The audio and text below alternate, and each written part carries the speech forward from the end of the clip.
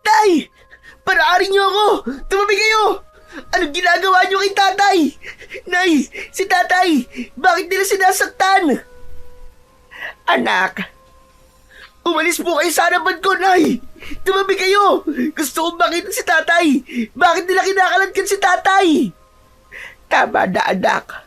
Wala na tayong magagawa. Nakikiusap ako sa iyo. Tama na. Anong tama na, Nay? Dinakip ng mga pulis si tatay. Ano bang kasalanan niya? Hinuli nila ang tatay mo dahil nagnakaw daw sa bahay ni Raul. Ano? Hindi yun magagawa ni tatay. Alam niyo po yun, Nay. Hindi po magnanakaw si tatay. Pipigilan ko sila. Hindi nila to pwedeng gawin sa ama ko. Alam kong makakabalik ang tatay mo, anak. Dadalhin lang naman siya sa kabilang isla para tanungin ng mga ilang detalye sa mga nangyari. Makikita pa natin ang ama mo, anak. Hihingi tayo ng tulong kay Kapitan. Kaya't nakikiusap ako sa iyo. Huwag ka nang lumapit sa kanila. Nay, huwag niyo po sabihing mababayaan niyo lang po si tatay. Bakit kailangan dalhin siya sa isla? Hindi po pwede yun, Nay. Papatayin nila si tatay. Mamamatay din si tatay katulad ng mga naunang ginawa ng kwento ni Mang Carlo. Anak, makinig ka. Ito ang bili ng tatay mo. Kahit na anong mangyari, huwag tayo magpapahalatang kilala natin siya. Ano po? Pwede ba yun? Kilala tayo ng mga tao. Ano po ba talaga nangyayari? Hindi ko kayo naiintindihan eh. Pero ang mga taong yan na dumakip sa iyong ama, hindi nila tayo kilala. Kaya't hindi ka aalis o lalapit sa kanila, anak. Huwag mo nang palakihin pa ang gulo. Mas lalo lamang tayo magdudulot ng paghihirap sa kalooban ng tatay mo. Maniwala ka sa akin, anak. Malalampasan din ito ng tatay mo. Pero sa ngayon, kailangan natin magtiwala sa kanya. May tiwala po ako kay tatay. Pero sa mga taong dumakip sa kanya, wala. Wala po akong tiwala sa kanila. Pinabayaan yung kalad ka rin ng ganyan ng ama ko. Kaduda-duda ang mga kilos nila. Para silang mga hindi pulis. Kapag may nangyaring masama sa aking ama, hindi kita mapapatawad, Nay. Dahil pinigilan niyo akong lapitan si tatay. Anak, huwag mo sabihin yan. Dala ng matinding galit ng may 16 na taong gulang na si Tonton, tinabig niya ang braso ng kanyang inang si Aling Mildred. Tumalsik ang kamay nito sa lakas ng pagkakatapik niya sa pagkapit nito sa braso niya. Halos mapunit ang suot niyang damit. Mapigilan lang siya ng kanyang ina. Hindi siya makapaniwalang sa isang iglap ay mapapalitan ng takot at pag-aalala ang masasayang asaran nila ng kanyang ama. Nang dahil sa maling paratang ng mayamang tao sa kanilang lugar. Iniwan ni Tonton si Aling Mildred sa tabing dagat, kung saan tinatanaw nito ang papalayong sasakyang pandagat ng mga pulis. Hindi siya makapaniwalang wala man lang siyang nagawa para ipagtanggol ang kanyang amang si Mang Raul. Tila nawala ang angas niya pagdating sa pakikipaglaban. Laman ng bawat gulo o away kalye ang binatilyong si Tonton, kaya't kilala na siya ng mga tao sa pagiging pasaway at basagulero. Ang liblib na baryo ng Isla Apuyog ay natatanging lugar na mayaman sa perlas.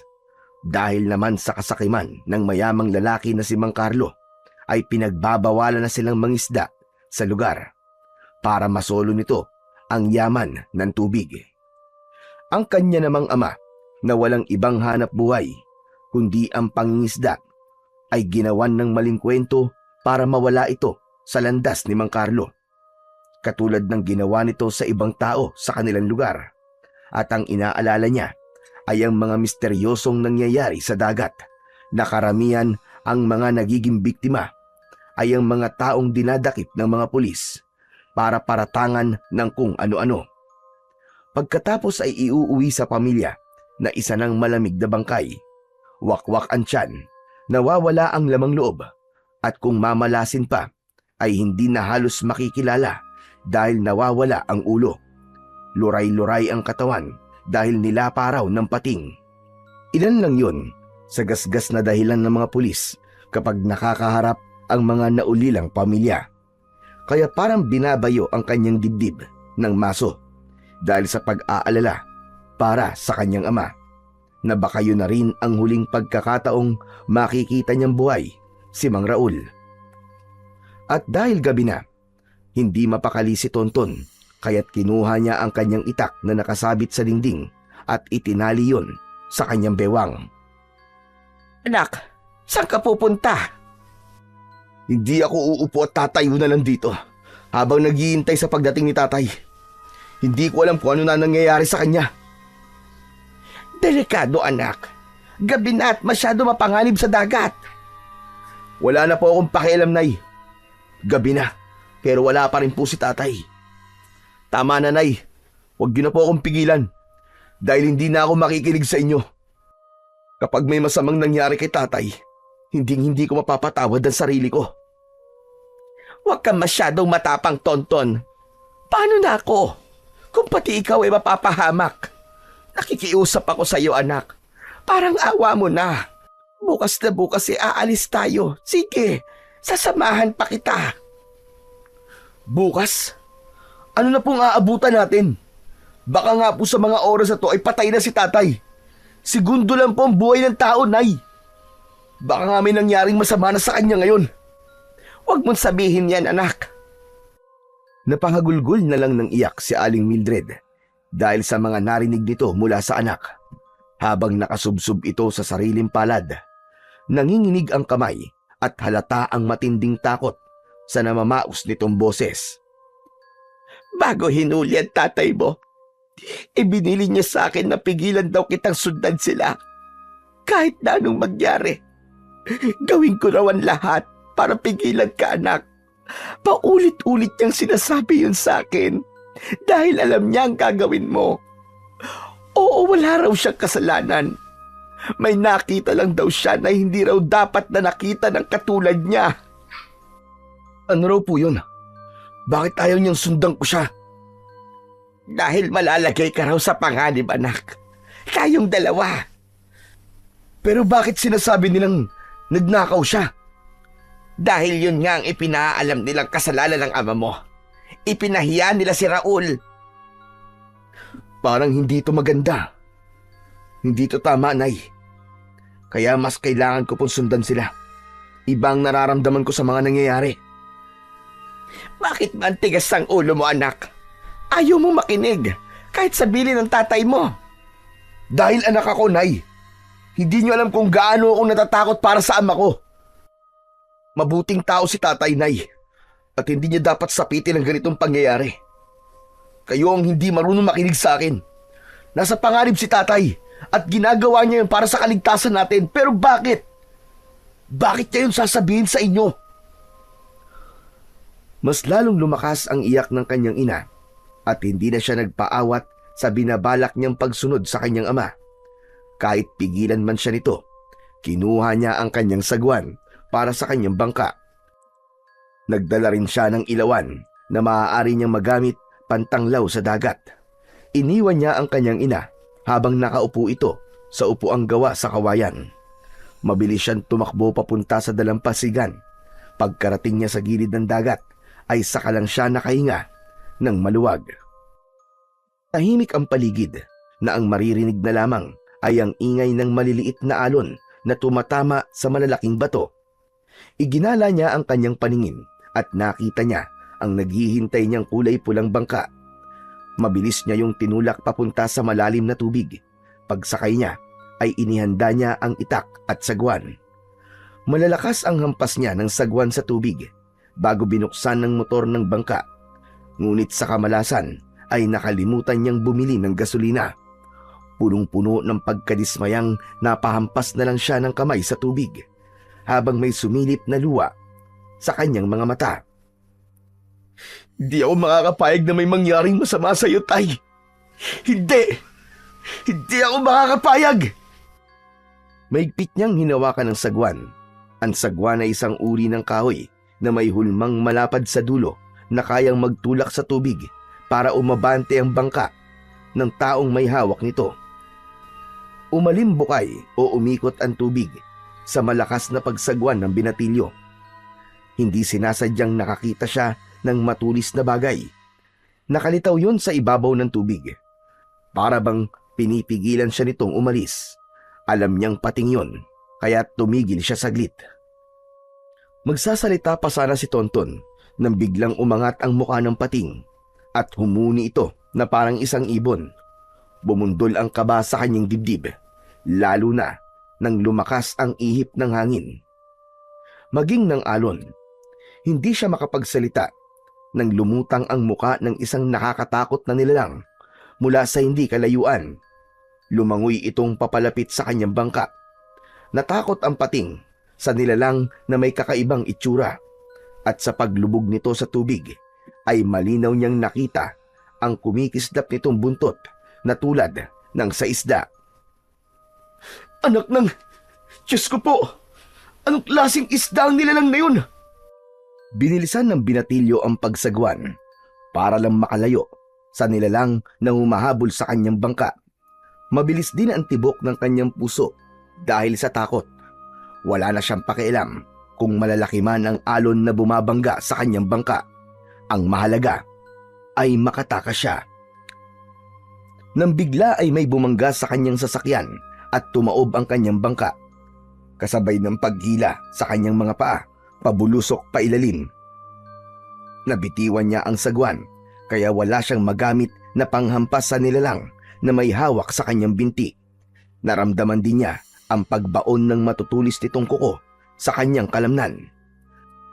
Dahil naabot yon ng liwanag na nanggagaling sa sikat ng bilog na buwan, inikutan ng pating ang nilalang na nakakapit sa kanyang mga paa.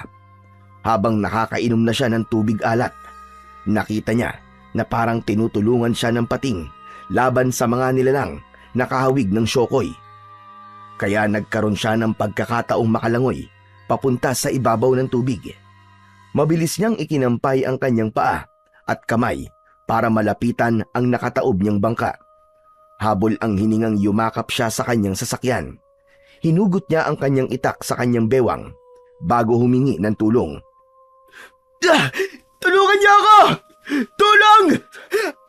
Nakikiusap ako! Tulungan niyo ako! Inilinga-linga niya ang kanyang paningin sa paligid. Umaasa siyang may tutulong sa kanya kahit imposibleng mangyari yon dahil puro gilid lang ng tubig ang nakikita niya.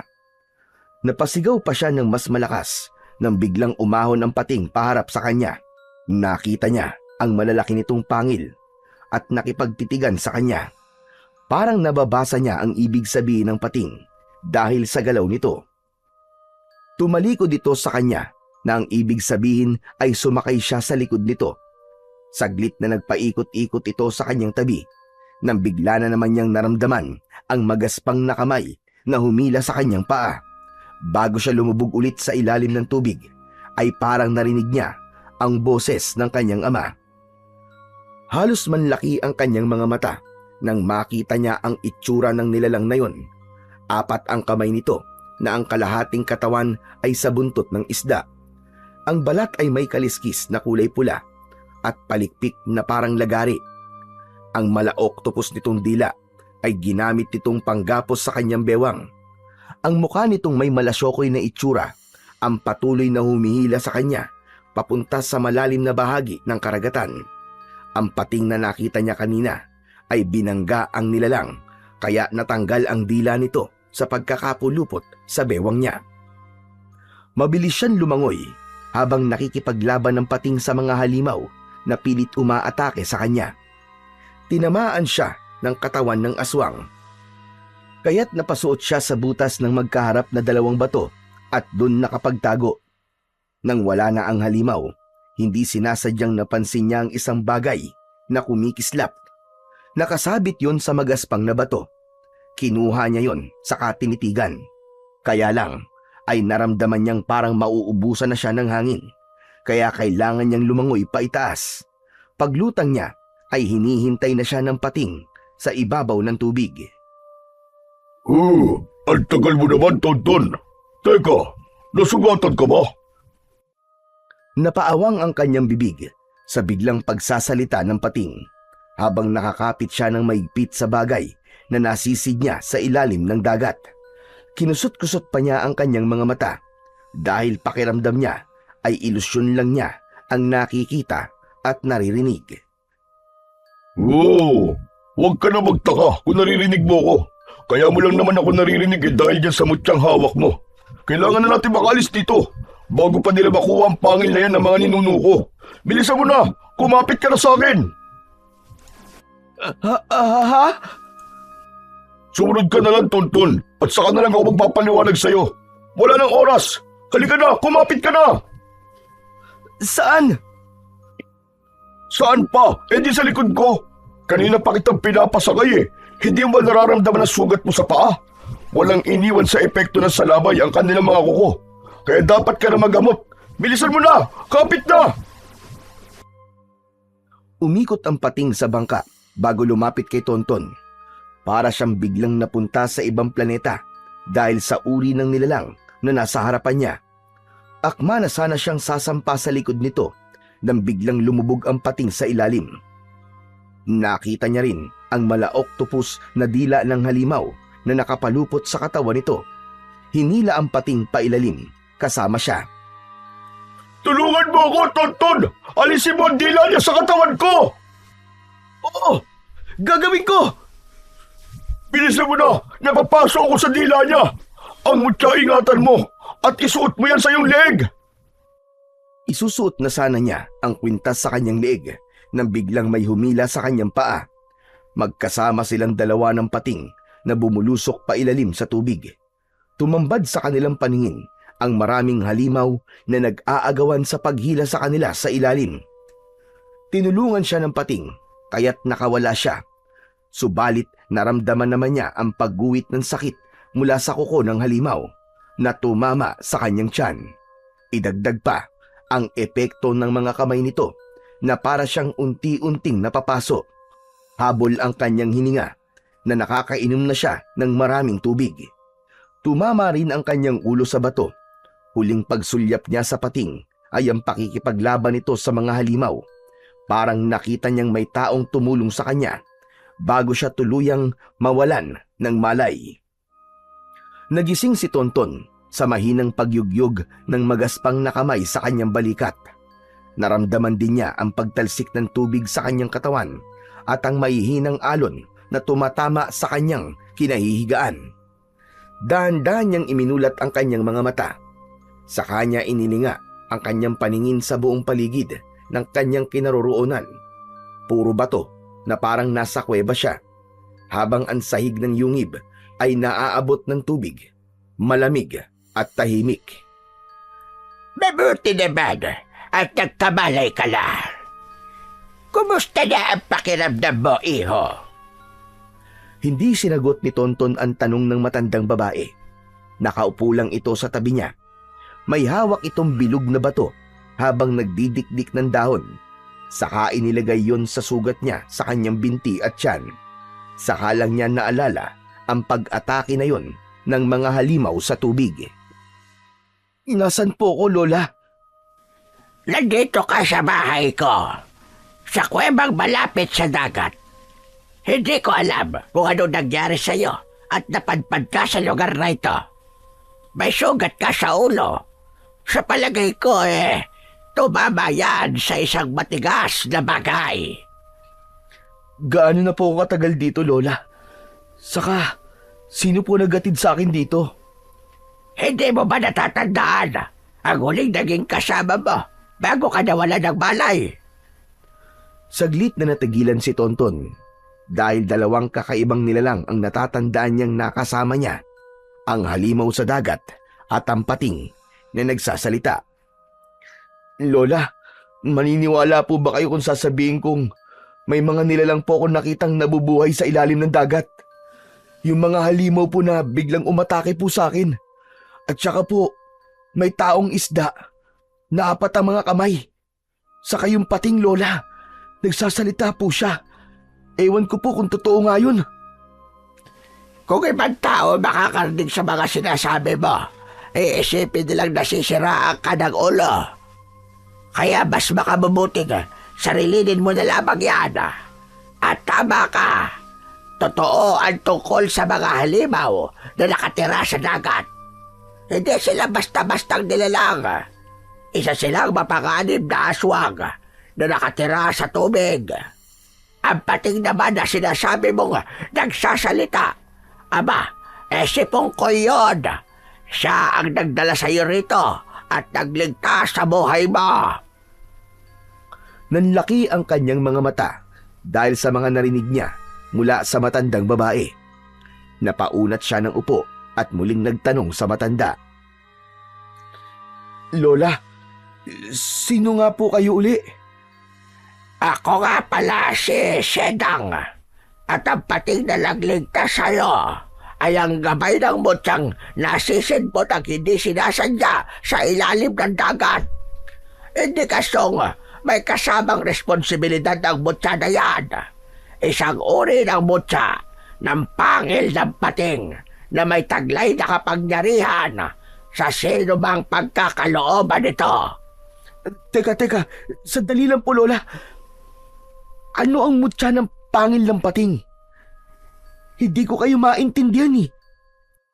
Naririnig mo ang sinasabi ng pating dahil sa mutyang hawak mo.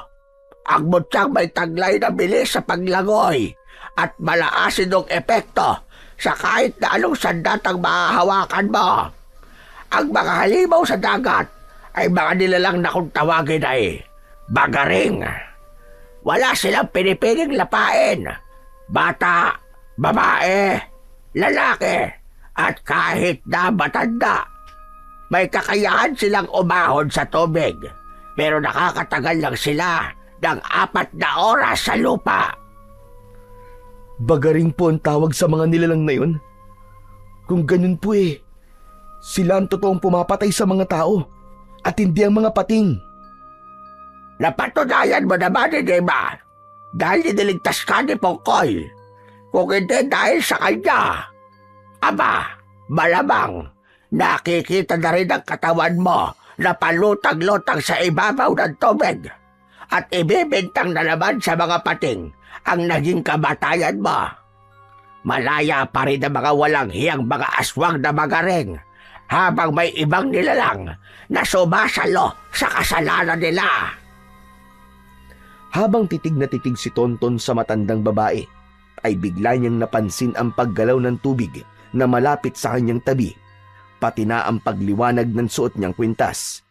Lumitaw ang isang pating na may benda ng tali sa katawan. Magandang umaga, kaibigan. Kumusta na ang pakiramdam mo? Ngi, anak ng... Totoo nga nagsasalita ka! Oo naman, walang duda. Ngayon lang naman ito kasi nga, nasa iyo ang mutya ng aking ninuno. Heto nasugatan pa nga ako sa pagliligtas sa'yo. Baka naman kung pwede sana, ingatan mo ang mutya ng lolo ko. Pabihira naman, oo. Baka sa'yo na ako masiraan ng ulo niyan. Hindi na nga ako makapaniwalang nagsasalita ka tapos ako pa mag-aalaga sa mutya ng lolo mo. Huwag ka nang maguluhan sa mga nangyayari sa'yo.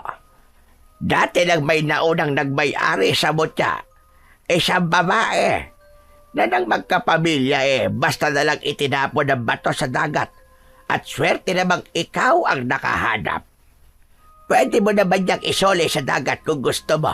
Kaya lang, parang pinakawalan mo na rin ang pagkakataong mabigyan ng hustisya ang pagkamatay ng mga tao sa baryo nyo. Hustisya? Ang ama ko nga po hindi ko matulungan Pagkatapos hahanap pa ako ng hustisya para sa iba. Pasensya na po. Pero hindi ko po kailangan ng mutya. Napabalikwas ng tayo si Tonton nang maalala niya ang tungkol sa kanyang ama. Kailangan ko na po palang umalis. Pupuntahan ko po si tatay sa kabilang isla. Kailangan ko po siyang bawiin sa mga pulis na kumuha sa kanya. Hindi sila mga pulis, Tonton. Matagal nila kayong niloloko. Meron isang taong makikinabang.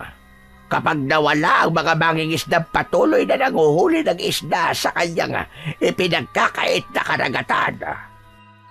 3 araw ka nang narito sa kabilang isla na sinasabi mo. Ito ang isla ng Monteverde. Gulat na gulat si Tonton sa kanyang narinig mula sa matanda. Nakatingin lang siya dito na para bang hinihintay pa niya ang sasabihin nito. Kasunod ang biglang pagsingit sa usapan nila ni Pongkoy habang nasa tubig ito. Huwag kang magagalit sa sasabihin ko, Tonton ha. Pero pakiramdam ko, patay na rin ang tatay mo. Katulad ng ginagawa nila sa mga tao. Ulitin mo ang sinabi mo. Walang katotohanan ng mga pinagsasabi mo. Hindi pa patay ang aking ama. Hindi ka namin pipiliting maniwala. Inihahanda ka lang namin sa posibleng mangyari na baka totoong patay na nga ang tatay mo. Kung hindi nga kita iniligtas malamang ganun din ang sapitin mo. At baka nga hindi ka pa makilala ng iyong ina. Pakiramdam ni Tonton ng mga sandaling yon ay biglang gumuho ang kanyang mundo sa mga narinig niya mula sa pating. Nanginginig siyang muling napaupo sa higaang gawa sa bato. Ito lang ang kaya naming tulong na maibibigay sa iyo, Tonton. Ang samahan kang lumaban sa mga bagaring. Kalahi sila ng mga sokoy. Ang pagkakaiba nga lang nila ay higit na mas malakas sa mga aswang na ito kaysa sa ibang masasamang elemento na nabubuhay sa tubig. At ang mutya ng pangil ng pating ang mabisang pangontra laban sa kanila. Hanggat hindi ko po nakikita ang aking ama, hindi ko po iisiping patay na siya. Gusto ko na pong makita si tatay.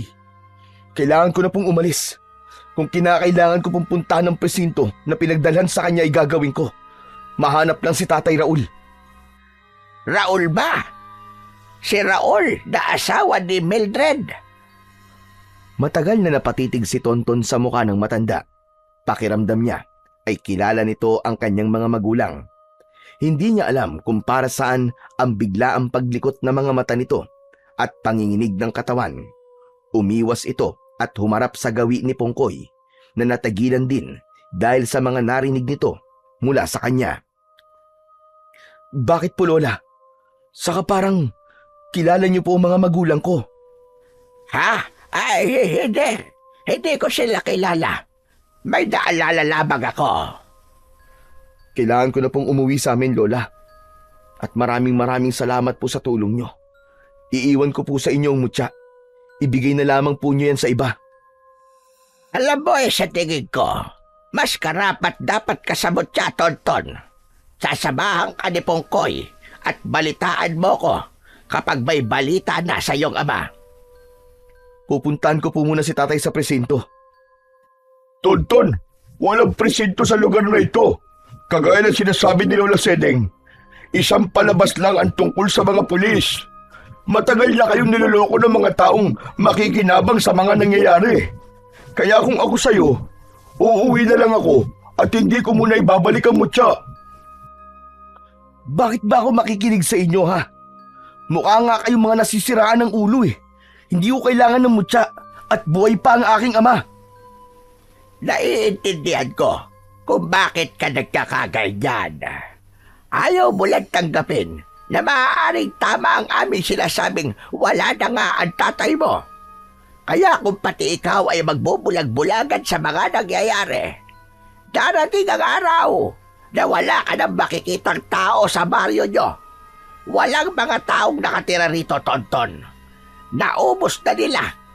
Kaya kung ayaw mong maubos sa mga tao sa isla nyo, gumawa ka na ng paraan para mapigilan ang mga bagaring.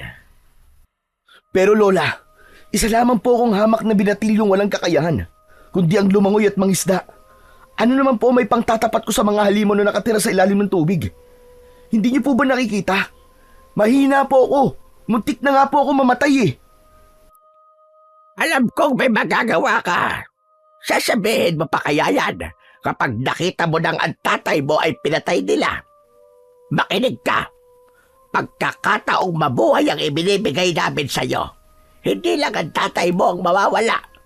Marami pa ang buhay na kukunin ng mga bagaring kapalit ng perlas. Kapalit ng buhay na mawawala. Ano pong ibig niyo sabihin, Lola? Hindi ka naman naniniwala sa mga sinasabi namin, hindi ba? Kaya hahayaan ka na naming alamin kung may katotohanan ba mga sinasabi namin. Sasamahan ka ni Pongkoy at hindi ko babawiin ang mutya dahil unang-una, ikaw ang nakahanap dyan. Sige na, makakaalis ka na. Sapat na ang 3 araw para masabi kong magaling na ang sugat mo. Mabilis na umalis sa kanyang harapan ang matanda at iniwanan siya sa tabi ni Pongkoy habang nakalubog ang katawan nito sa tubig at bibig lang ang nakalabas. Nahabol na lamang nila ng tingin ang papalayong matanda. Nagpasya na siyang tumayo at sumunod kay Pongkoy papalabas sa kuweba. Pagkarating nila sa labas ay bumungad sa kanya ang dagat. Nakita niya ang kanyang bangka na may konting gasgas sa gilid nito, na kung napalakas pa ang pagkakakalmot ng halimaw doon ay maaari ng mabutas ang kanyang bangka. Oh, totoo sinasabi ni Lola. Matagal nang walang nakatira sa islang ito dahil sa mga bagaring. Nakarating na sila sa inyo, kaya kailangan mong kumilos, Tonton, habang hindi pa huli ang lahat. Si Lola, hindi ba tao siya? Pero buhay pa naman siya, di ba? Buhay nga, pero nagtatago naman sa kuweba. Isang makapangyarihang nilalang si Lola Sedeng. Pero na magmula nang mawala ang kanyang kapangyarihan dahil sa naging kahilingan ng kanyang anak noon, ibinigay niya ang kanyang mutya para maging tao ang kanyang anak. Kung ganun, ibig mo sabihin, hindi tao si Lola Sedeng? Oo, Tonton. Dahil sa pagmamahal niya sa kanyang anak, tinalikuran niyang pagiging isang magindara. Pati na mga bato na nag-iisa niyang pag-asa para makabalik sa tunay niyang anyo ay nakuha naman ng pinuno ng mga bagaring. Kaya kung mapapansin mo, malungkot si Lola Sedeng dahil tuluyan ang nasira ang kalikasan ng tubig na matagal niyang iningatan at inalagaan noon. Kaya tulungan mo kami, Tonton. Nasaan ang anak ni Lola? Saka, ang ibig mo sabihin, totoong may mga elementong nakatira sa dagat na nagiging tao dahil sa mutya? Oo, hindi lang kami isang kwento lang. Marami na rin na magpapatunay na totoo ang kagaya nila. At ikaw ay kabilang na rin sa mga taong nakakita sa kanilang mga itsura. Hindi ko to sinasabi sa'yo para pilitin kang tanggapin ang mutya. Pero may batas na sinusunod ang mutya ng pangil. Kung sino ang nakasisid dito, ay siya rin ang dapat na magbalik. Pwede mong itapon sa dagat, oo. Pero ang kapalit naman nun ay hindi ka makakatungtong sa tubig. Kahit kailan. Teka, tinatakot mo lang yata ako eh. Sus, parang wala naman yata sa bokabularyo mo ang salitang takot. Saka seryoso ko sa mga sinasabi ko sa'yo. Ilinga mo nga inyong paningin sa paligid. Ni isang nilalang ay wala kang makikitang naglalakad sa dalampasigan. Alam mo, dating masaya ang islang ito. Pero nang pamahayan ito ng mga bagaring, nagsilbi na lamang itong tapunan ng kanilang natitirang pagkain. Teka, hindi ka ba sasakay sa bangka? Eto na nga, sasakay na. Teka, sigurado ka bang sasama ka sa akin? Oo, kung nasa na mutya ng pangil ng pating, ay naroon din ako. Tandaan mong kapag nasugatan ka, mararamdaman ko rin ang sakit na mararamdaman mo. Pero alam mo bang, ang liwanag ng mutya ay merong kakaibang epekto sa mga bagaring?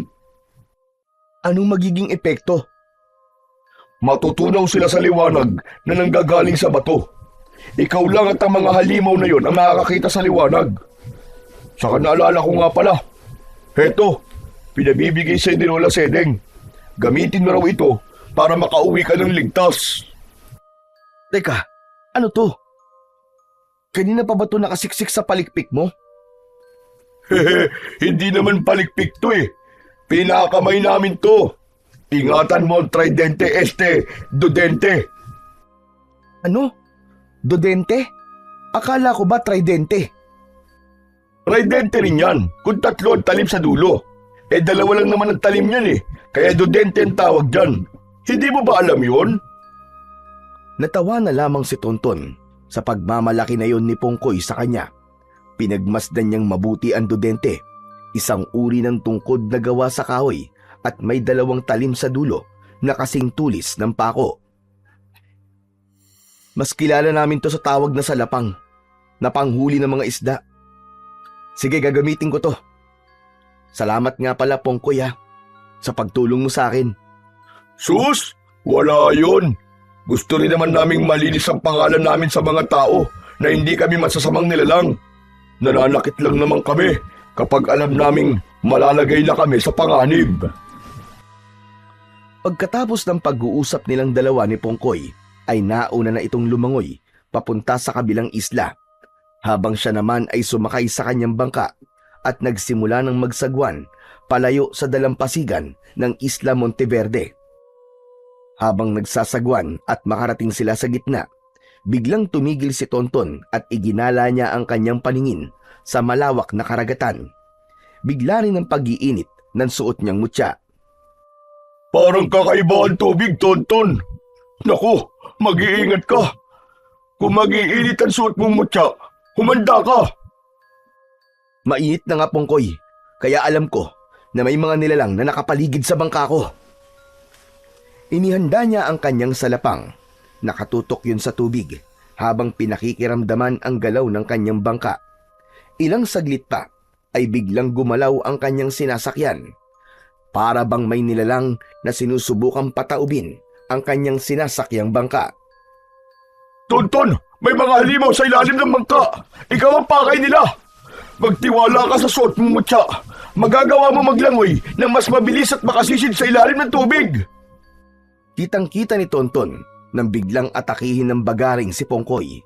Nawala sa kanyang paningin si Pongkoy, kaya naman mabilis siyang tumalon sa tubig. Hawak ang kanyang salapang. Nakita niya ang ipo-ipong tubig dahil sa pakikipagpambuno ni Pongkoy sa halimaw.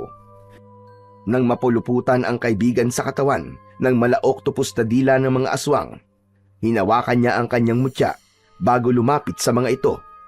Maging siya ay nagulat sa lakas ng epekto ng kanyang salapang sa katawan ng mga aswang.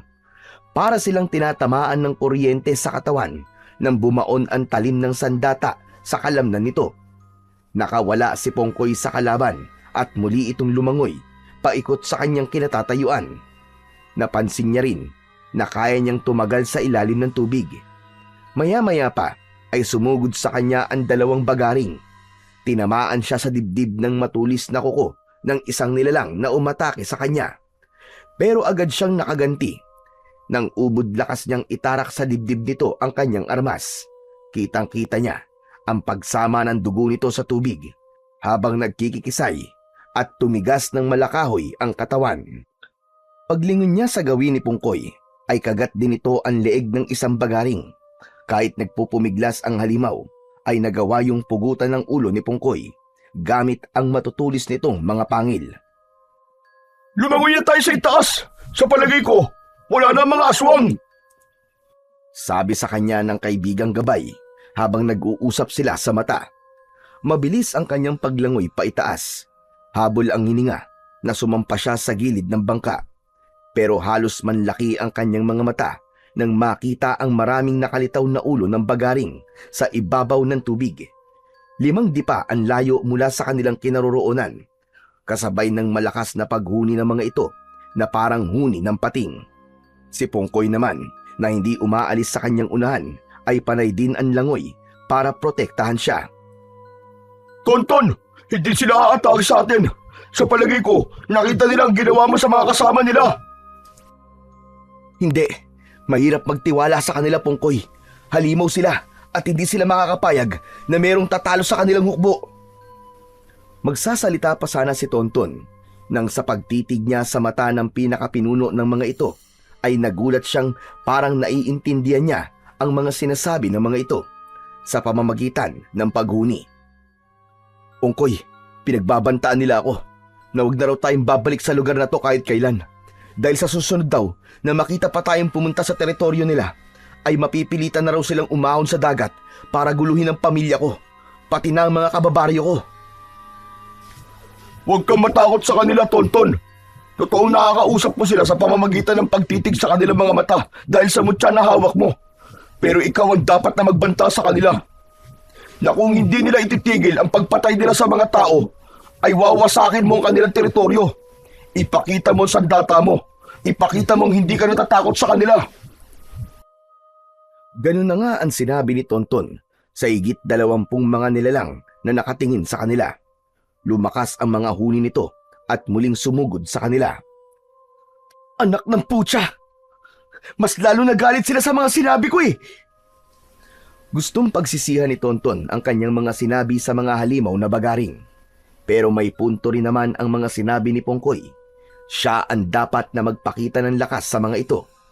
Kaya kahit nararamdaman niya ang pagod, ay ipinakita niya kung gaano kalakas ang kanyang suot na mutya, pati na ang kanyang sandata. Sinalubong nila ni Pongkoy ang pagsugod ng mga bagaring. Maiikutan ko sila at magtatawag ako ng mga kasama ko. Hindi sila makakalapit sa iyo dahil mapapasok sila sa katawan mo. Mag-iingat ka lang sa kanilang dila dahil yun ang gagamitin ng sandata laban sa iyo. Hindi bali sa katawan katamaan ng dila, wag lang sa leeg. Lumubog sa tubig si Pongkoy. Mabuti na lang at araw ng mga oras na yon, kaya malinaw niyang nakikita ang mga kalaban. Kakaibang halimaw ang mga kalaban nila ngayon dahil may kakayahan ng mga ito na tumagal sa sikat ng araw.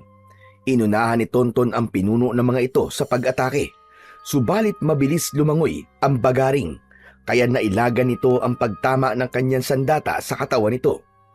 Dumami rin ang mga bula sa tubig dahil sa komosyon nila sa ilalim, kaya hindi niya kagad nakikita ang pagsugod ng mga kalaban.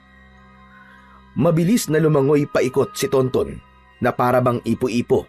Sa pagharap niya sa 2 bagaring ay tinamaan ng mga ito ng kanyang sandata sa tigkabila ang talim ng kanyang salapang. Nakita yon ng pinuno at galit na sumugod dito sa kanya. Sa muli niyang pagsirko sa tubig, lumikha yon ng malakas na liwanag na dumaloy sa hawak niyang salapang. Bumaon ang talim ng kanyang sandata sa katawan ng pinuno, pero malakas din ang taglay nitong kapangyarihan at tumalsik siya sa ibabaw ng tubig. Humampas ang kanyang katawan sa bangka. Sakto naman ang pagbalik ni Pongkoy kasama ang ilang mga pating. Nasindak ang mga kalaban sa malalaking kakamping pating ni Pongkoy. Kitang-kita niya ang pagkagat ni Pongkoy sa leeg ng mga kalaban. Halos pagtig-isahan ng mga ito ang mga bagaring na walang nagawa kundi ang lumangoy papalayo sa kanila para tumakas.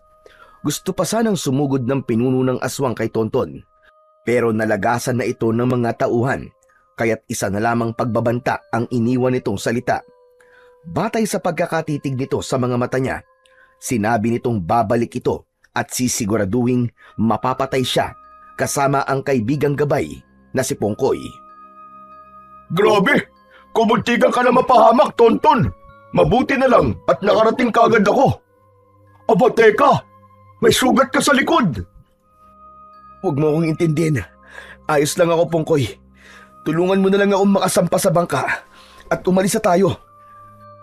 Umikot ng paglangoy si Pongkoy para gawing tuntungan ni Tonton ang katawan nito. Pagkasampa ni Tonton sa bangka, saka lang din niya naramdaman ang sakit ng sugat niya sa kanyang likod. Sandali lang, Tonton. Sigurado ka bang kaya mong isagwa ng bangka? O magpapatulong tayo sa mga kaibigan ko? Sa palagay ko, Pongkoy, maganda yung naisip mo. Pero hindi kayo pwedeng makita ng mga tao at baka saktan nila kayo. Oo, alam namin yon. Pero kailangan na natin makaalis rito. Baka bumalik ang mga bagaring. Itinaas ni Pongkoy ang bibig nito at humuni ng malakas. Halos sabay-sabay ang mga kapamilya nito sa paglitaw sa ibabaw ng tubig at sama-sama ang mga ito sa pagtulak sa kanyang bangka. Pagkalipas ng kalahating oras na paglalayag, ay inihatid lang siya ng mga ito sa lugar na malapit sa dalampasigan. Ilang minuto lang ang kanyang ginawang pagsagwan bago nagpaalam sa kanya ang kaibigan. O paano, kaibigan? Kailangan ko na munang umalis. Madali mo naman ako matatawag kapag nandito ka na sa dalampasigan. Mag-iingat ka, aking kaibigan. Bumalik ka, ha? Hihintayin kita. Oo, maraming salamat, kaibigang Pating. Lalo na sa mga kasama mo. Umaasa kaming lahat sa tulong mo, kaibigang Tonton. Nang mawala sa kanyang paningin ang kaibigan niyang Pating na si Pongkoy, ay naglakad naman siya papasok sa kagubatan, papunta sa kanilang bahay. Habang naglalakad, ay panay ang dasal niya na sana ay walang nangyaring masama sa kanyang ama. Iniisip niyang sa pag-uwi niya ay makikita niya si Mang Raul habang masayang nakikipag-usap sa kanyang ina. Kaya lang, pagdating niya sa tapat ng kanilang bahay ay gumuho ang lahat ng natitirang pag-asa sa kanyang isip. Isang malungkot na tagpo habang ang kanyang ina ay nakayuko sa kulay puting ataul. Kaunti ang taong nakaupo sa bangkong plastik at iisa ang bulaklak. Nabitiwan niya ang hawak na salapang at halos ayaw humakbang ng kanyang mga paa. Parang may kung anong mabigat na bagay ang nakadagan sa kanyang katawan. Panay din ang patak ng kanyang mga luha habang papalapit sa kanyang ina. Nay, Tumigil si Aling Mildred sa pag-iyak nang marinig nito ang boses ng anak. Si Tonton na bagamat hindi na halos sumihinga ay nagawa pa niyang makalapit sa pintuan ng kanilang balkonahe. Nakakapit ng maigpit ang kanyang mga kamay sa pinto. anak! Diyos ko, anak, ikaw ba yan? Anong nangyari sa'yo? Bakit ngayon ka lang nagpakita? Halos mabaliw na ako sa paghahanap sa'yo. Nay, totoo bang nakikita ko? Si tatay bang nasa kabaong? Hindi sumagot si Aling Mildred sa tanong ni Tonton. Sa halip, tumakbo ito sa kanya at mahigpit siya nitong niyakap. Hindi na niya napigilan ang kanyang sarili. Bumuhos ang masaganang luha sa kanyang mga mata. Walang matigas na puso kapag ang magulang na ang pinag-uusapan. Walang kasing sakit. Para siyang nauupos na kandila. Pero nang lalapitan niya na ang nakabukas na ataol ng kanyang ama para silipin, ay pinigilan siya ng kanyang ina. Wag, anak! Wag mo siyang titignan! Hanggang ngayon po ba'y pipigilan niyo pa rin akong makita si tatay? Anak, nakikiusap ako, wag mong gagawin ito! Sa pagkakataong yon, si Tonton na ang nasunod. Hindi na siya nakinig sa kanyang ina. Maigpit siyang napahawak sa ataol ng kanyang ama at nakita niya ang kalunos-lunos na sinapit ni Mang Raul. Bakit nagkaganito ang mukha ni tatay? Maraming sugat ang mukha niya. At nay, ano nangyari sa kanya? Bakit parang nawawala ang kanyang katawan? Anak, yan nga ang dahilan kung bakit ayaw kong makita mo ang sinapit ng tatay mo sa kamay ng mga pating. Anong pating, nay? Pating na naman na may gawa. Pang-ila na si tatay sa mga nagiging biktima ng sinasabi niyong pating. Halimaw ang may gawa nito, nay! Mga halimaw! Natagpuan siya ng mga humuling pulis sa kanya na nawawala na ang kanyang katawan. Sinubukan daw ni Raul na tumakas. Wala na raw silang nagawa ng atakihin daw ito ng mga pating sa dagat. Nay, wag po kayong magpapaniwala sa kanila. Walang katotohanan ng mga pinagsasabi nila. Uubusin nila tayo, katulad ng ginawa nila sa kabilang isla. Nay, walang presinto sa kabilang isla. Matagal na tayong pinagloloko ng mga pulis na yun. At isa pa po, Nay, hindi sila totoong mga pulis. Ano mo mapapatunayan yan, ha, Tonton? Kung malalaman ng mga tao na kalokohan lang ang kwento tungkol sa mga pulis, may magbabago ba? May babalik ba nito ang buhay ng iyong ama at ng mga taong pinatay na walang kalaban-laban? Hindi ko nga po maibabalik, Nay. Pero mabibigyan naman ng hustisya ang pagkamatay ng ama ko. At marami pang buhay ang maililigtas. Sino namang maniniwala sa atin, anak? Sino?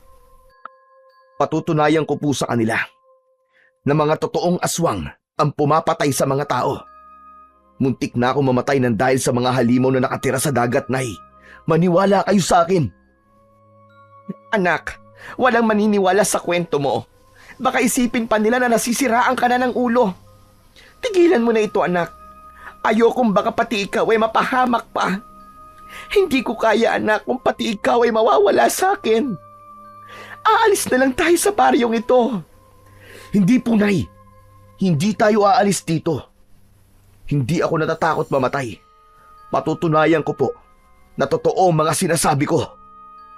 Anak naman, Naiintindihan mo ba ang sinasabi ko? Nag-aalala kung baka patahimikin ka nila. Teka, sa tono po ng pananalita nyo, parang may nalalaman po kayo sa mga nangyayari sa baryo natin.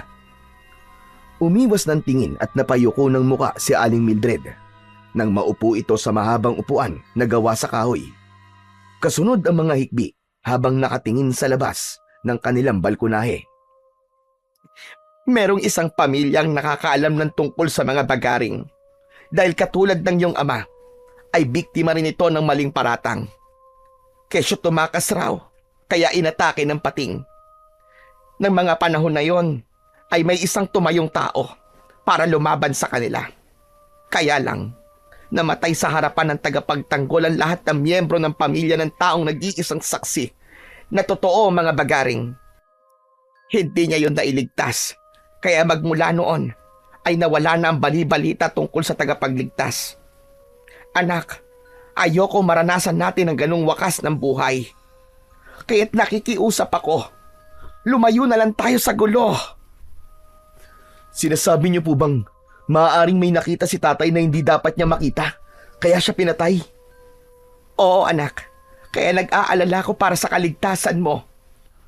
Kung ganun po alam niyo rin po tungkol sa mga bagaring. Tumango ng may pait ang kanyang ina na hindi pa rin tumitingin sa kanyang direksyon. Lumapit siya rito at naupo sa tabi nito. Kinuha niya ang kamay nito, kaya muli itong humarap sa kanya. Namumugto ang mga mata ng kanyang ina na bakas pa rin sa mukha nito ang matinding pag-aalala. Magtiwala kayo sa akin, Nay. Hindi po ako matatahimik hanggat hindi nagiging malinaw sa akin ang lahat. Nakita ko mga bagaring at patunay itong mga sugat ko sa katawan. Mabuti na lamang po at iniligtas po ko ng isang pating. Hindi sila ang totoong pumapatay, Nay. Biktima rin sila ng mga nilalang na nakatira sa ilalim ng dagat. Alam ko anak, at alam din yan ng ama mo. Napakunot ang kanyang noo na napatitig sa mukha nito. Hindi niya narinig ang gusto niyang malaman sa ina dahil nabaling ang atensyon nito sa suot niyang mutya ng pangil ng pating.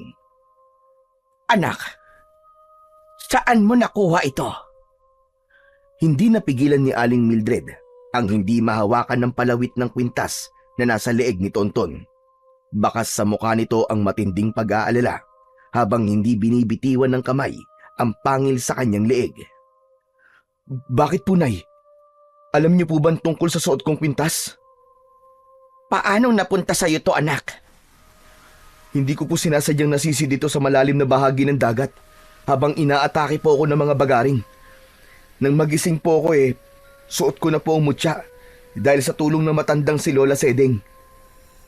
Nabitiwan ni Aling Mildred ang hawak na palawit ng kwintas at napatayo ito mula sa pagkakaupo. Halata ang pag-aalala sa mga kilos nito at mas lalong lumikot ang mata ng kanyang ina. Kaya naman, napatayo na rin siya habang nakakunot ang kanyang noo. Nay, bakit? May alam po ba kayo sa mutya? Anak, isoli mo yan sa matanda. Mapapahamak ka. Alam ko kung anong tumatakbo sa isip mo. Kilala niyo po ako, Nay. Wala akong inaatrasan na laban. Magsasalita pa sana si Aling Mildred nang biglang dumating ang mga tauhan ni Mang Carlo.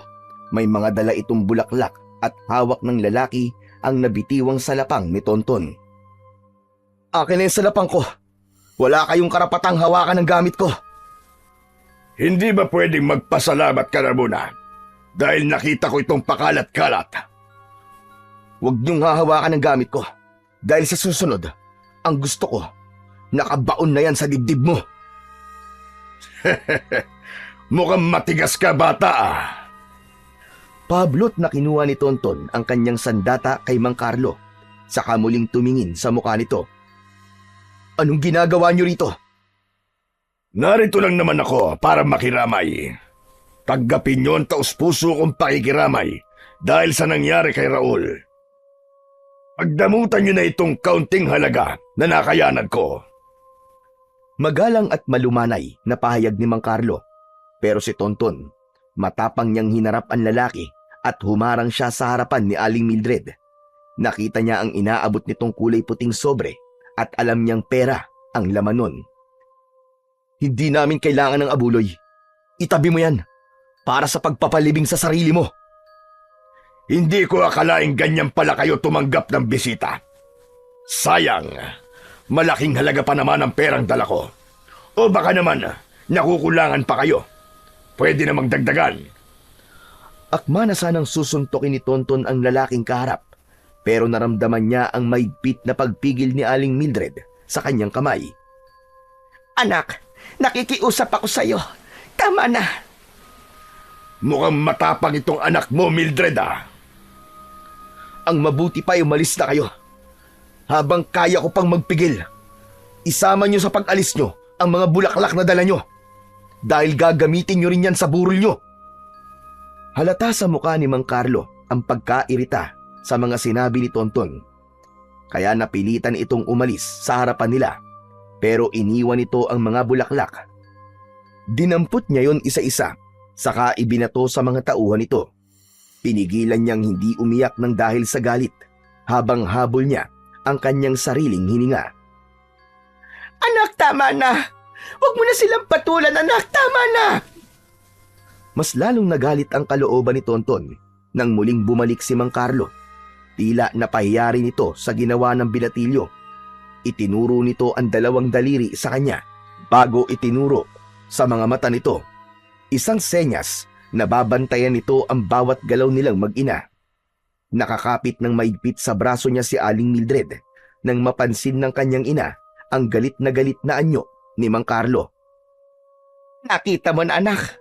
Kaya umalis na tayo rito. Alam ko kung anong ibig niyang sabihin. Hindi tayo aalis, Nay. Hindi ako natatakot sa kanila. Lalabanan ko sila. Ipapakita ko sa lahat ng taga rito ang totoong pagkatao ng walang yang yun. Pati na ang mga taong nakikilamay ay galit din sa mga nangyari. Ang simpatsya nila ay na kay Mang Carlo. Kaya bago umalis sa mga ito, ay tumingin muna sa kanila ng masama. Ang ilan ay hindi nagustuhan ang kanyang ginawang pagpapahiya kay Mang Carlo. Ganito paglaruan ni Mang Carlo ang isip ng mga tao. Binubulag nito ang mga tao sa malalaking pera, kapalit ng buhay na nawala. At bukod tangi lamang silang hindi tumanggap ng tulong mula sa gahamang lalaki. Nang sila na lamang ang natitirang nakatayo sa gitna ng balkonahe, hindi na napigilan ng kanyang ina ang humagulgol ng iyak at muling sumilip sa ataol ni Mang Raul. Awa ang naramdaman niya para kay Aling Mildred, kaya't nakuyom na lamang niya ang kanyang kamao nang dahil sa labis na galit. Kinabukasan ay muling nagkagulo ang mga tao. Binalot ng takot ang mga ito nang matagpuan ang 5 biktima sakay ng bangka. Wakwak ang mga tiyan at nawawala ang lamang loob. Ang iba naman ay nawawala ang ulo, braso at binti. Kung hindi alam ni Tonton ang tungkol sa mga bagaring, iisipin niyang ang mga pating ang may kagagawan nun. Halos pagkaguluhan ng mga tao ang kaawa-awang mga biktima dahil sa malalakas na pagagulgol ng mga iyak ng pamilyang naulila. Dahil sa mga nangyari ay nagpasya na ang kapitan na magsasagawa ng puwersahang pagbabawal sa mangingisda na pumalaot pa sa karagatan. Marami ang tumutol sa gustong yun ni kapitan. Pero nang magsalita ang bagong dating na si Mang Carlo, ay tumigil ang mga ito. Huwag na kayong umiyak o tumutol pa sa kagustuhan ni kapitan. Para sa inyo rin naman ang sinasabi niya. Iniingatan lang kayo ng inyong mabuti at masipag na punong barangay. Sige, sasagutin ko na naman ang pagpapalibing sa mga biktima. Kaya huwag na kayong mag-alala. Nakuyom ng maigpit ni Tonton ang kanyang kamay habang nakikinig sa sinasabi ni Mang Carlo. Kaya't hindi siya nakatiis. Binara niya ang lahat ng mga sasabihin nito. Kung hindi ko pa alam na ikaw ang totoong makikinabang kung sakaling wala nang pumalaot sa dagat para mangisda. Hanggang dito ba naman? Pakikialaman mo mga sinasabi ko. Ikaw, ano bang naitutulong mo sa mga tao? Sige nga. Panahon na para wag kayong magbulag-bulagan at magbingi-bingian sa totoong pakay ng taong ito. Marami na namamatay dahil sa kanya. At alam ko rin na siya ang nagpapakain sa mga bagaring. Kaya wag na kayo magpapauto pa sa kanya. At alam ko na rin ang dahilan kung bakit pinatay ang aking ama. Dahil natuklasan niya ang mga ginagawa niyo, tama ba? Mga kasama, mga minamahal kong kababaryo, papayag ba kayong ipahiya ko ng binatilyong ito sa harap nyo? Ako na walang ibang hinangad, kundi ang makatulong sa inyo. Sabay-sabay ang ginawang pagtatanggol ng mga tao kay Mang Carlo. Sinuporta ng mga ito ang sinabi ng lalaki, habang masama ang tingin sa kanya. Indikasyon na hindi niya na mapapaniwala ang mga tao dahil sa pera ni Mang Carlo, lalo na nang magbukas ito ng kulay itim na bag at iniabot ang mga pera sa pamilyang nawalan. Kaya ba ng binatilyong ito ang pagbibigay ng pera sa inyo? Layunin kong makapagligtas ng mga tao at makatulong sa inyo. Kaya kung sino man ang maniniwala sa kanya, ay inutil na kagaya ng kanyang ama. Pagkatapos lumuhod sa aking harapan, pinagnakawan pa ako. Mabuti na lamang at winakasan ng karma ang buhay niya. Dala ng galit dahil sa mga narinig, hindi napigilan ni Tonton ang kanyang sarili na suntukin ang muka ni Mang Carlo. Sa lakas ng kanyang kamao ay pasadsad itong bumagsak sa lupa. Susugod pa sana siya nang biglang humarang ang mga tao para ipagtanggol ang lalaki. Nagpupuyos ang kanyang kalooban sa patuloy na paglason ng gahamang lalaki sa isip ng kanyang mga kababaryo.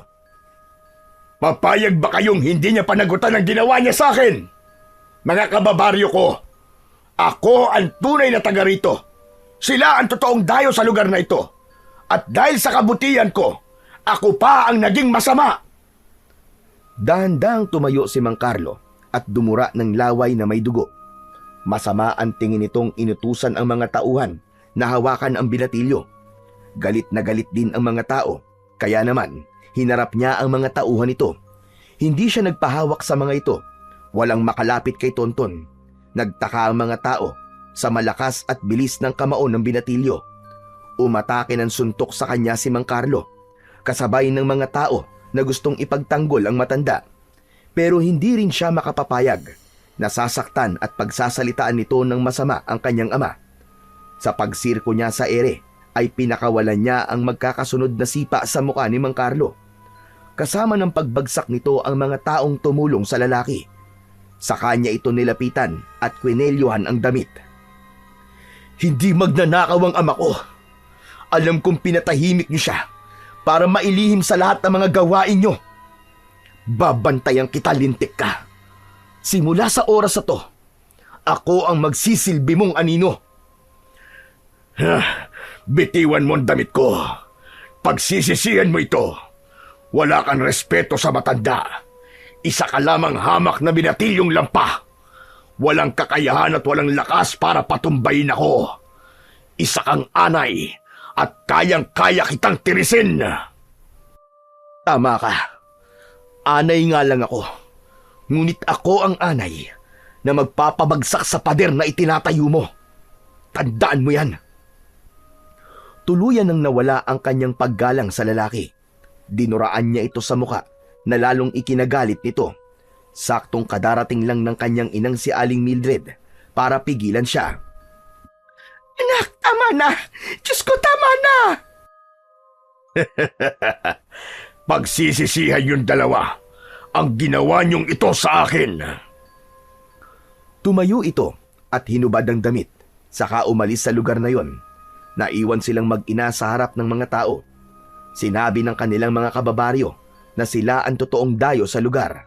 Kaya wala raw silang karapatan na makialam sa mga gawain ng lalaki. Hinding-hindi ako aalis. Kung hindi man taga rito mga magulang ko, dito pa rin sa lugar na ito ako sinilang. Kaya gigisingin ko kayo sa kawalan nyo ng pakiramdam sa totoong nangyayari sa paligid nyo. Lalong-lalo ka na, Kapitan. Ikaw pa naman po ang inaasahan na magtatanggol sa amin. Dahil sa naging kaibigan kayo ng aking ama. Isa kang malaking kahihiyan. Akma na sanang magsasalita si Kapitan para pagsabihan siya na masakit. Ngunit nagawa na niya kagad na maituro rito ang kanyang hintuturong daliri bilang pagpigil sa tangka nitong paglapit sa kanya. Naramdaman niya ang maigpit na pagkapit sa kanyang braso ng nanginginig na kamay ng kanyang ina habang umiiyak ito dahil sa takot. Hindi niya alam kung saan hinuhugot ni Aling Mildred ang mahaba nitong pasensya at nakakaya nitong matagalan ang lahat ng panlalait ni Mang Carlo sa kanyang ama. Hanggang pagsapit ng gabi ay hindi dalawin ng antok si Tonton. Kaya naman naisipan niyang tumambay sa tabi ng dagat habang dala niya ang kanyang salapang. Sinilip na muna niya ang kanyang ina na nakatulog na sa tabi ng ataol ng kanyang ama. Yun na ang huling gabi ni Mang Raul, ngunit ni isa sa mga kababaryo nila ay walang nais na makiramay. Para silang tinalikuran ng buong barangay dahil sa mga sinabi ni Mang Carlo kanina. Ilang minuto lang ang kailangan niyang lakarin bago siya nakarating sa dalampasigan. Napansin niya si Pongkoy na kanina pang pabalik-balik sa tubig na parabang naghihintay sa kanya. Naku, salamat naman at naisipan mo magpakita sa akin, Tonton. Pasensya ka na, Pongkoy ah. Nakalimutan kong may usapan nga pala tayo. Tama kay ni Lola Seding. Patay na nga ang ama ko. Kaya muntik na ako mabugbog ng mga tao ng pagsusuntokin ko ang hayop na yon. Alam kong may alam siya sa mga nangyayari. Dahil kung wala, bakit naman siya magiging masaya nang marinig niyang hindi na pwedeng mangisda ang mga tao sa dagat? Noon pa man ay alam na namin ni Lola Seding ang tungkol sa gawain ng lalaking yon. Kaya siya patuloy na yumayaman ay dahil sa mga perlas na ibinabayad sa kanya ng mga aswang, kapalit ng buhay ng tao. Pero ngayon, sobra na talaga ang ginagawa niya. Kailangan mo ng kumilos, Tonton, bago pa umabot ito sa kabilang baryo. Uubusin ng mga bagaring ang mga taong malalapit sa karagatan. Pongkoy, parang nawawala na nga ako ng pag-asang lumaban. Nag-aalala ako kay nanay eh. Paano siya kapag may nangyaring masama sa akin? Pero sasapitin din niya ang mga nangyari sa mga biktima, kasama ng tatay mo. Ang totoo ay humihingi ako ng pasensya sa iyo dahil sa pagsisinungaling ko. Ang totoo niyan eh, kung bakit alam na namin ni Lola Seding ang tungkol sa pagkamatay ng iyong ama ay dahil nasaksihan namin ang nangyari kay Mang Raul. Ano ka mo? Hindi naman ako ang totoong nagligtas sa iyo eh, kundi si Mang Raul. Siya ang namatay para mailigtas ka, Tonton. Pero kahit hindi naman niya yung nagawa, alam niyang papatayin din siya ng mga tauhan ni Mang Carlo. Malaki ang utang na loob ko sa iyong ama. Dahil minsan niya na akong iniligtas nang mahuli ako ng lambat na mga mangingisda. Kung ganun, ang ibig mong sabihin, kaya ako nabubuhay ngayon ay dahil ibinuwis ni tatay ang buhay niya para sa akin. Pero, bakit nagsinungaling kayo sa akin? Paano nangyari yun? Ang buong akala ko eh, hindi ko na siya naabutan ng gabing yun. Sinadya nilang dalhin sa gitna si Mang Raul para patayin. Kaya lang, nakita ko sila at nakilala niya ako. Hindi niya alam na ikaw ang inaatake ng mga aswang. Kaya nang makita niya ang itak na hawak mo, nagmamadali siyang tumalon sa tubig para iligtas ka. Hindi eh. Imposible niya ako mailigtas dahil nag-iisa siya. Saka masyadong malakas sa mga kalaban. Bakit niya ginawa yun? Kailangan pa bang itanong yan, kaibigan? Natural, ama siya. Natural na gagawa siya ng paraan para mailigtas ka na anak niya. Kaya naman, sinasabi ko ito sa'yo para kumilos ka na. Patayin mo ang mga alagad ng pinuno ng bagaring. Ngayon ang oras ng pagpapakain sa mga aswang ng mga tauhan ni Mang Carlo. Pagkakataon mo na ito para pigilan sila. Pero, paano ko naman sila mapipigilan? Tutulungan kita, Tonton, na pigilan sila. May mga bagong biyag sila na pumalaot sa dagat. Hindi pa nila yun ipinapakain sa mga aswang hanggat hindi pa dumarating si Mang Carlo. Kapalit ng perlas na ibabayad ng mga aswang. Si Lola Seding, hihintayin niya tayo sa kabilang isla. Teka, kailangan ko muna magpaalam kay nanay. Bakit? Sa tingin mo, Tonton, papayagan ka niya kapag nalaman niyang susugod tayo sa mga aswang? Saglit na natigilan si Tonton sa tanong ni Pongkoy. Hinanap niya ang kanyang bangka. Nang makita niya ang sasakyan ay lumapit siya rito.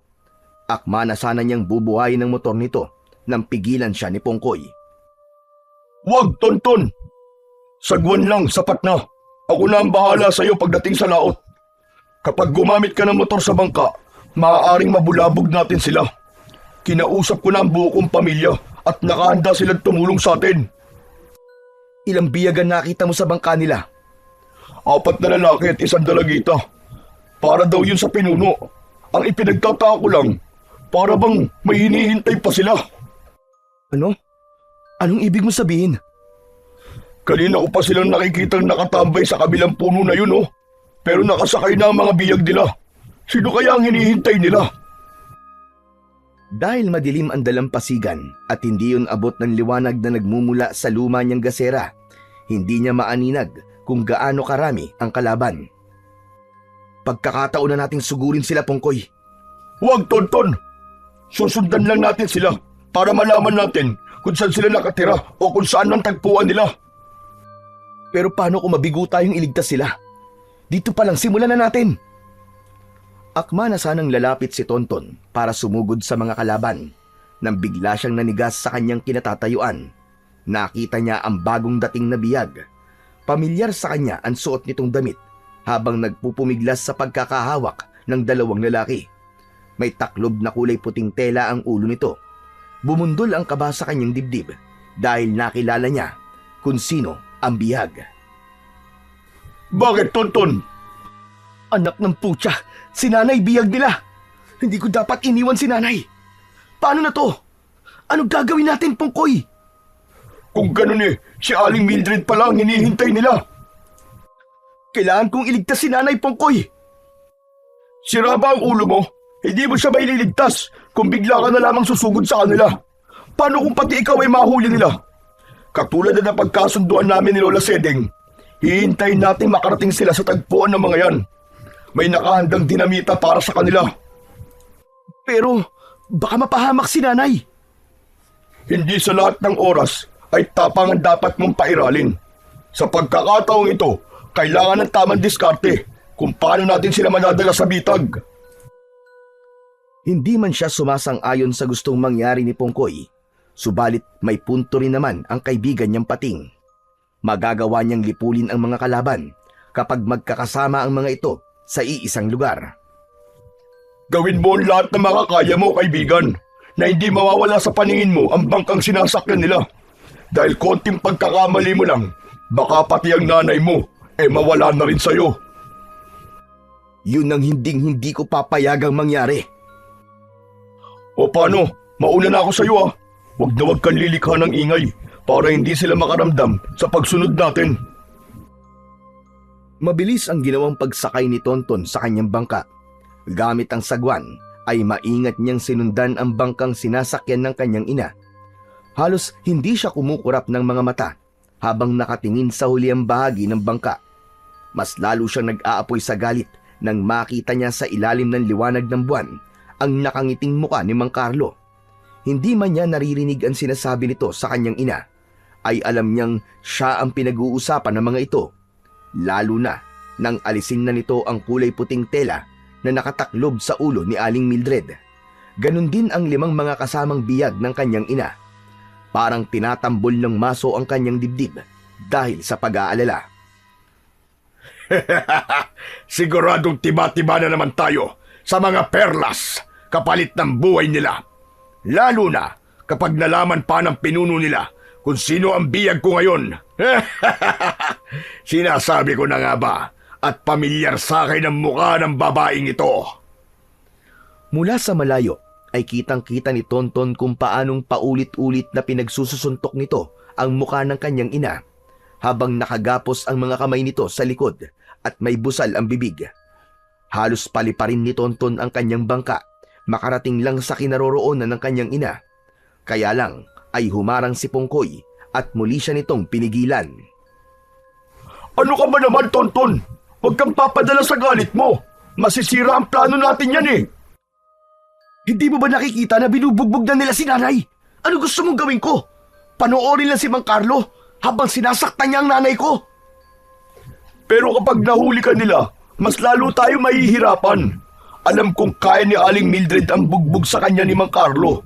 Ibuhos mo na lang ang lahat ng galit mo sa kanya kapag nagkaharap na kayo ng lalaking yun. Hindi lang galit, Pungkoy. Hindi lang galit. Dahil sisiguraduhin kong mapapatay ko siya. Muling lumubog ang pating sa tubig at nauna ito ng kaunti sa kanya. Sa wakas ay dumaong ang bangka sa dalampasigan ng Isla Monteverde. Halos manlaki ang kanyang mga mata nang makita ang dami ng mga bagaring na naghihintay sa pagdating ni Mang Carlo.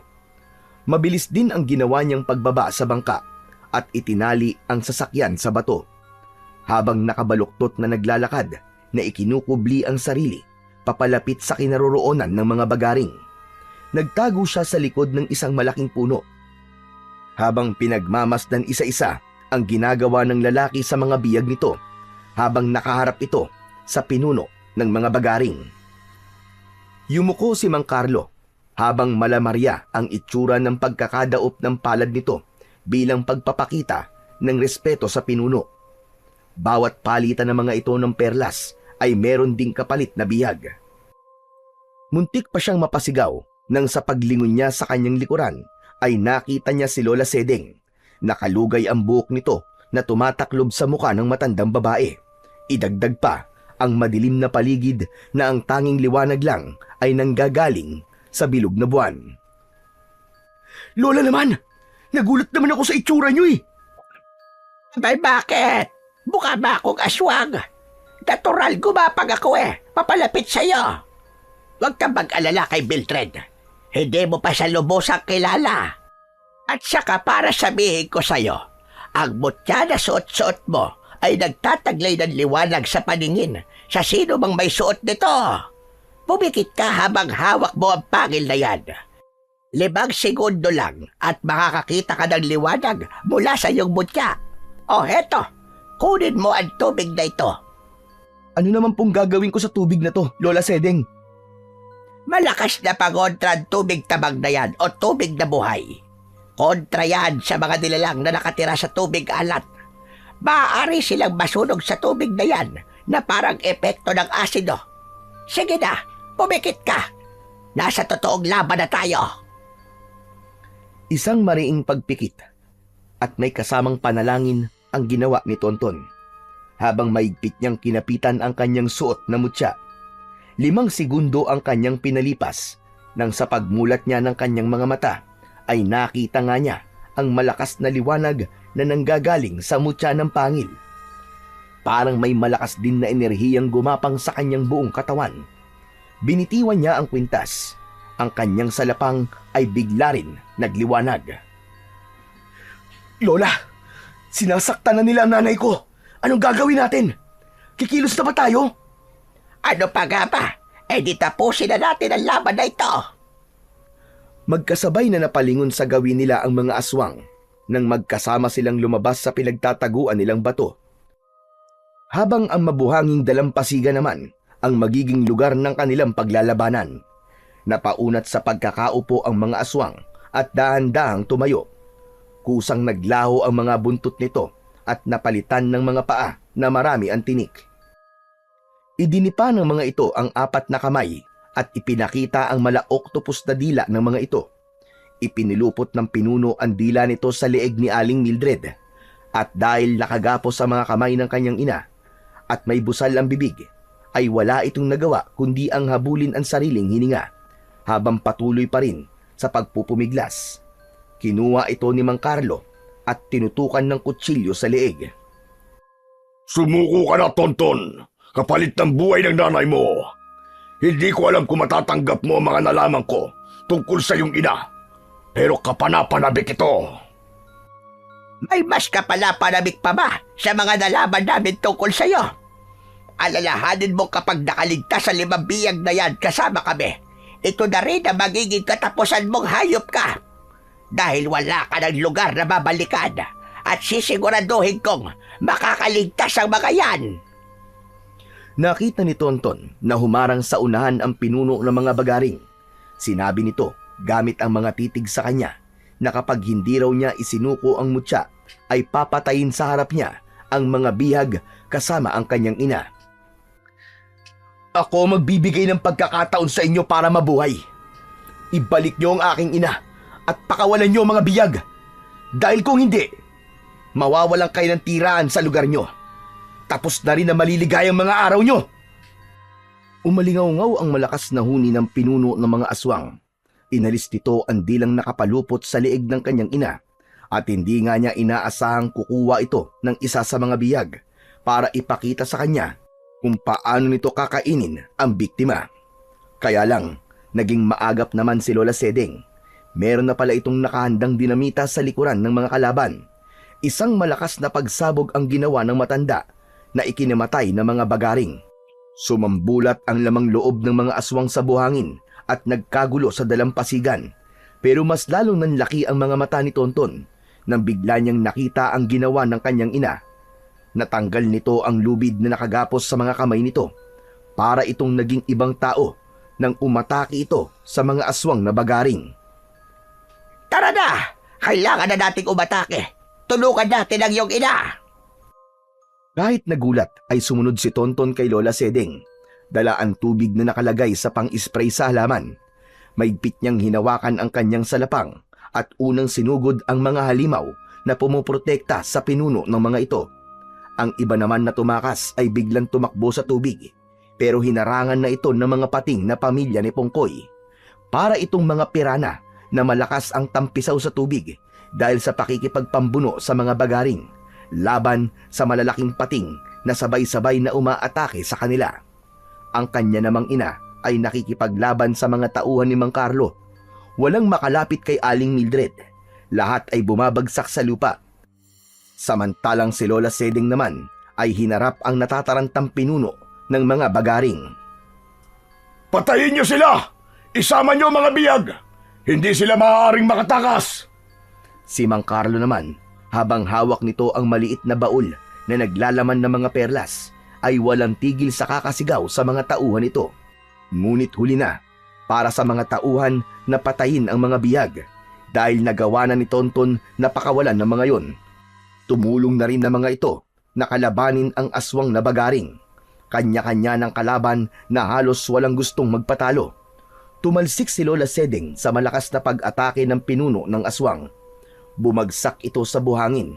Ang ibang mga pating naman ay napupuluputan sa katawan ng dila ng mga aswang. Kaya tinulungan na muna niya ang mga pating. Bawat pag-atake niya sa mga kalaban ay naninigas ang mga katawan ng mga ito at sumusuka ng malapot na likido bago nagmumukhang kahoy na tila nasunog sa liwanag ng kanyang mutya. Anak, tulungan mo si Nanay Sedeng. Aatakihin na siya ng pinuno ng mga bagaring. Bilisan mo! Ibuhos mo muna sa kanya ang tubig na hawak mo at gawin mo ang lahat para mawala ang kwintas niya sa leeg. Mabilis na tumakbo si Tonton papalapit kay Lola Sedeng. Umaatras ito habang nakaupo sa buhangin at hindi inaalis ang paningin sa pinuno ng mga aswang. Saktong paglukso ng aswang ang pagtalon din ni Tonton pasalubong sa pag-atake nito. Magkasabay silang bumagsak sa buhangin pero kagad din siyang nakabangon at nasalo ng kanyang salapang ang dila ng bagaring na gustong umatake sa kanyang leeg. Ito na magiging katapusan mo, hayop ka! Hindi kita hahayaang magtagumpay! Mamatay ka ng halimaw ka! Kasabay ng pagsugod ng pinuno, ang pagsirko ni Tonton sa ere at ubod lakas niyang itinarak ang kanyang salapang sa batok nito. Bumulwak ang dugo at naputol ang kwintas nito na gawa sa kulay itim na perlas. Nanginginig ang kanyang kamay dahil sa matinding galit at puot. Akma na sana niyang lalapitan ito para bunutin ang salapang sa batok nito nang bigla niyang naramdaman ang pagbaon ng kutsilyo sa kanyang braso. Pagharap niya, ang nakangising si Mang Carlo ang nakita niyang may hawak sa kutsilyo. Wala pang makakatalo sa akin. Lalo na ang isang paslit na katulad mo. Nasa akin pa rin ang huling halakhak. Nasa iyo na nga ang huling halakhak. Nasa kamay ko naman ang tagumpay. Mabilis na inagaw ni Tonton ang kutsilyo sa kamay nito at ubod lakas niyang ibinaon ang kutsilyo sa dibdib ng lalaki, direkta sa puso nito. Paulit-ulit niya tong sinaksak. Tinandaan niya kung ilang biktima ang namatay nang dahil kay Mang Carlo at yun din ang bilang kung gaano karami ang saksak na ginawa niya sa katawan nito. Maging ang mga bihag ay hindi napigilan ang mga sarili. Kumuha ang mga ito ng tig-iisang mga bato at pinagtulungan nila itong pukpukin sa ulo. Nabitiwan nito ang maliit na baul na kumalat sa buhangin ang mga perlas. Dala ng bugso ng damdamin ng mga tao. Pinulot ng mga ito isa-isa ang perlas at isinubo yun sa bibig ng nakahandusay na si Mang Carlo. Paglingon ni Tonton sa gawin naman ng pinuno ng mga aswang, ay nakita niya ang pagbuhos ng matanda ng matabang na tubig sa katawan nito. Saka nito inilagay ang dinamita sa katawan ng aswang. Hindi makagalaw ang pinuno at huli na para tumakas. Dahil ang kahuli-huliyang dinamita ay pinaputok ng matanda sa katawan nito. Nagkalasog-lasog at kumalat ang karne at lamang loob ng pinuno ng mga aswang sa buhangin. Anak, tulungan mo si Pungkoy! Ako na ang bahala sa mga natitirang kalaban! Hindi halos makapaniwala si Tonton sa husay makipaglaban ng kanyang ina. Lumapit ang binatilyo sa durug-durug na katawan ng pinuno ng mga aswang at kinuha niya ang kanyang sandata. Bago lumapit sa tabi ng dagat kung saan ay naaabot yon ng alon. Humawak muna siya sa mutya ng pangil ng pating, saka ipinikit ang kanyang mga mata. Gumapang ang malakas na enerhiya sa kanyang buong katawan at sa pagmulat ng kanyang mga mata, kumalat ang liwanag sa buong paligid. Ubod lakas niyang itinarak sa buhangin ang kanyang salapang. Nagkikikisay ang mga aswang habang hindi nakokontrol ang pagsusuka hanggang sa masunog ang mga katawan nito sa liwanag na nanggagaling sa mutya. Tumigil ang lahat maliban sa mga natitirang tauhan ni Mang Carlo. Sinubukan pa ng mga ito na tumakas papalayo sa kanila. Pero mabilis lumangoy si Tonton at bago pa man makalayo ang mga ito, nakatalon na siya sa loob ng bangka at winasak niya ang sasakyan ng mga ito gamit ang luwiliwanag niyang sandata. Bagamat siya lang ang nakakakita sa liwanag ng kanyang salapang, alam ng mga tauhan ni Mang Carlo na malakas ang kanyang sandata. Hindi na ito nakaligtas sa mga galit na mga pating. Nilapa nila ang katawan ng mga tauhan ni Mang Carlo, katulad ng paglapa ng mga aswang sa kanilang mga nagiging bihag. Anak, ayos ka lang ba? Nagawa mo, anak. Nagtagumpay ka. Medyo masakit lang po ang braso ko, Nay. Pero ang mahalaga, napatay na po natin ang mga aswang. Maraming salamat, kaibigan Tonton. Pinalaya mo kami. Hindi na kami matatakot maglibot sa karagatan. Wala na ang mga halimaw. Salamat din sa tulong nyo, kaibigang Gabay. Lalong-lalo na sa buong pamilya mo. Sabay-sabay na lumutang ang mga bibig ng mga pating sa ibabaw ng tubig. Narinig din niya ang malakas na paghuni ng mga ito bilang pasasalamat at pamamaalam sa kanila. Inilalayan siyang maglakad ng kanyang ina papunta sa dalampasigan kung saan nakita nilang nakangiting hinihintay sila ng matanda. Gulat na gulat siya nang biglang magyakap ang dalawang babae sa harap niya na parabang matagal na nilang kilala ang isa't isa. Nay, Lola, anong ibig sabihin ito? Magkakilala po ba kayong dalawa? Anak, patawarin mo ko kung inilihim namin ng tatay mo ang tungkol kay Nanay Sedeng. Lalo na at ang buong akala talaga namin ay patay na siya. Si Nanay Sedeng ay ina ng tatay mo. Ako naman ang unang babaeng nagmay-ari sa mutya. Si Raul ay pamilya ni Nanay Sedeng. Isa siyang lahi ng Magindara, ngunit mabuting nilalang. Dahil sa perlas na suot ng pinuno ng aswang, hindi na sila nakabalik sa tunay nilang anyo. Kinuha ang kanilang lakas, kaya naging alipin sila ng mga bagaring sa mahabang panahon. At ako rin ay nabigong tagapagligtas ng isang pamilyang nasawi, nang dahil din sa mga aswang. Seryoso po ba kayo sa sinasabi nyo, Nay? Kung lahi po sila ng mga Magindara, ang ibig bang sabihin, isa rin po kung... Hindi, anak. Malakas ang dugo ng tao, kaya hindi ka nila kauri. Kaya pala ang husay nyo makipaglaban, Nay. Dahil kayo po pala ang babaeng ikinikwento sa akin ni Lola Sedeng. Nagmarinig ko ang pangalan ni Mildred na nanay mo. Doon ko nalaman na si Raul pala ang nakita kong pinagtutulungang atakihin ng mga aswang. Hindi ko man lang nakausap ang iyong ama. Pero mula sa malayo, alam kong bago siya pinatay, ay nakita niya ako. Alam ko yon. Masaya siya ng mga sandaling yon. Kitang-kita ko.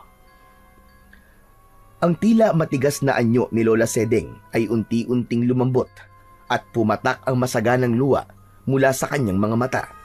Dahil sa awa ay nilapitan ito ni Tonton at mahigpit na niyakap. Lola Sedeng, naniniwala po ako na kung saan man po naroroon si tatay, alam ko pong masayang masaya siya sa kinalalagyan niya. Nakaligtas ako at nailigtas ko rin ang mga bihag. Maluwaluwang lumapit ang mga biyag sa kanilang kinaroroonan. Sobrang nagpapasalamat ang mga ito dahil sa pagkakaligtas niya sa mga ito. Maging ang pagkakamaling nagawa ng mga ito sa pangusga sa kanilang pagkatao. Sakay ng bangka ay muli silang bumalik sa kanilang baryo. Si Lola Sedeng naman ay nagpaiwan sa Isla Monteverde at muli na itong nakabalik bilang isang mabuting magindara sa piling ni Pongkoy at ng mga alagad nito. Muling naibalik ang katahimikan sa baryo. Bumalik din ang ilan sa pangingisda at nalinis ng mga pating ang kanilang nadungisang pangalan sa mga kababaryo ng binatilyong nakasisid ng mutya ng pangil ng pating. Bumalik din ang tiwala at respeto ng mga tao sa mag-ina. Kaya naman, paghatid nila sa huling hantungan ng labi ng kanyang ama, ay dinagsa sila ng mga tao. Binigyan ng parangal ang naging kabayanihan ng kanyang ama. Hindi na siya maaalala ng mga tao bilang isang magnanakaw. Maaalala na ang kanyang ama bilang isang mabuting huwaran para sa mga tao dahil sa pagsasakripisyo nito ng sariling buhay para maisiwalat sa lahat ang buong katotohanan tungkol sa mga aswang. O, Tonton, bakit gising ka pa, anak? Kanina mo pang hawak ang mutya ng pangil ng pating. Hindi lang po talaga ako makapaniwalang kayo po ang unang nag-alaga nito. At dahil sa pagmamahalan niyo po ni tatay, nabuhay po ako.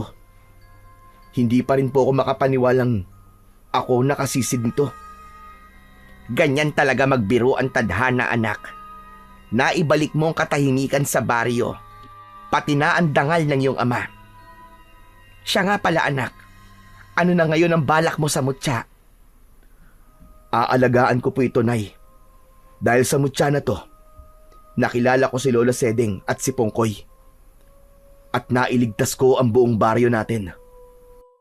Tumabi sa kanya ng upo si Aling Mildred sa upuang gawa sa kawayan. Paharap sa dagat habang pinapanood ang paglubog ng sikat ng araw. Kasama ang mga pating na masayang lumalangoy sa tubig nang walang pag-aalala sa paligid. Kasabay ng malamusikang hampas ng alon sa bato, napatunayan ng binatilyo na mahalaga ang dangal ng isang tao at huwag magpapasilaw sa kayamanan kung ang magiging kapalit naman ito ay ang sariling buhay ng mga tao. Nangako si Tonton sa kanyang sarili na gagawin niya ang lahat upang protektahan ang mga mahal niya sa buhay at ang lahat sa kanilang baryo laban sa iba pang mga aswang na posibleng umatake sa kanila sa hinaharap. Mag-e-ensayo siya ng mabuti sa tulong ng kanyang ina na biyasa sa pakikipaglaban at sa tulong din ni Lola Sedeng at ng kaibigan niyang gabay na pating na biyasa naman sa pag-usal ng mga orasyon para mas lalong lumakas ang kanyang mutya. At una sa lahat ay buo ang kanyang pananampalataya na hinding-hindi siya pababayaan ng Diyos na pinakamakapangyarihan sa lahat.